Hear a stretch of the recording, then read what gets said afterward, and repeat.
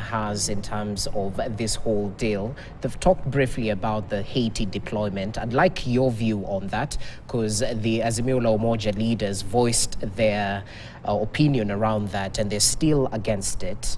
What's your view in terms of the Haiti deployment, briefly? We're actually in court once again. Yes. Okay, but I must commend my brother Daktari. I'm sure the State Department must be repeating the arguments they made with us to see whether all of them are actually included as he has spoken them here. I'm sure he has done a better job than the press secretary of the White House did. I'm very proud of him. Okay. That's actually very great. Even State House, we may not be able to do that job. He has done an excellent job in bolstering America's interest in Kenya. Now, there is a mistake that we must correct, which is a fallacy of argument. Nobody is saying that Kenya contributing to the security, regional security, is wrong. Indeed, Ruto seems not to understand the president. The issue at hand. Nobody opposed us sending troops to DRC. Nobody opposed us sending troops to South Sudan. Nobody is against us contributing. The question is that since 2010, the promulgation of the new constitution forbid the president from deploying police officers outside Kenya. That is our point. It is not deploying security outside. Again, another fallacy that he spoke in the very hot, powerful seat in the world. People would have more send police in Bulgaria, more send police in Slovakia, more send police in Sierra Leone to go and guard infrastructure of the countries hosting them. By the way, police do not go to fight. If you deploy police outside Kenya, they are not supposed to fight. They're supposed to guard infrastructure. So, but 2010, through National Police Service Act, forbid the president or any security council sitting down from deploying police outside Kenya. And this is our point. Why are we sending... So it's okay with the military? Yeah, it's okay. The police is the issue. In the spirit of brotherhood and global peace and security, we must send our boys out there. It is important. And there are mechanisms provided by international treaties on how this is done. Okay. My brother, how would you send policemen outside Kenya? It is illegal, unconstitutional, and it is illegitimate. If you read the law, National Police Service Act, you can't send police out. That's our point.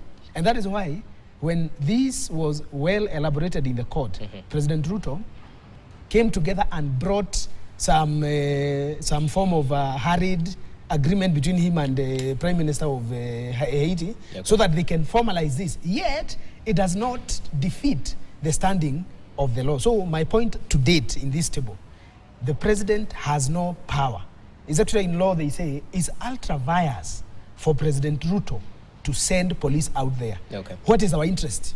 Our Haiti, and I like what he has said. I think it's him. This is America's problem. Haiti is not an African problem. It's American problem. Okay. So why are we sending this? African Union, in one of their communique, around the same time President Ruto accepted, said this: we have a mechanism of deploying police within African Union for those constitutions that do not prohibit. There's an AFRIPOL.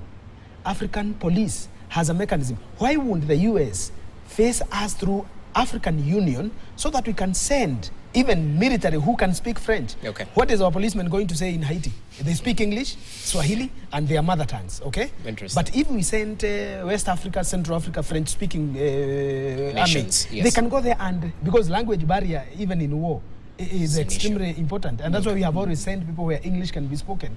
My point to date is that it is illegal, and we must tell the president it is wrong. Okay. Sending 1,000 young people in Haiti is going to be wrong. And this will dent his either 5 years or 10 years legacy that he lives on as a president. It is going to fundamentally wreck his image locally. Interesting. We have an advocate in the... Yes, if you don't mind, I'm trying to battle with my memory on this one. I'm not so sure whether what Cass is saying is that the Constitution does not provide for the National Police Service to be deployed outside Kenya, or whether he's saying that the Constitution bars that deployment. I think the first one is the correct position. Okay. The Constitution provides for the KDF to be deployed.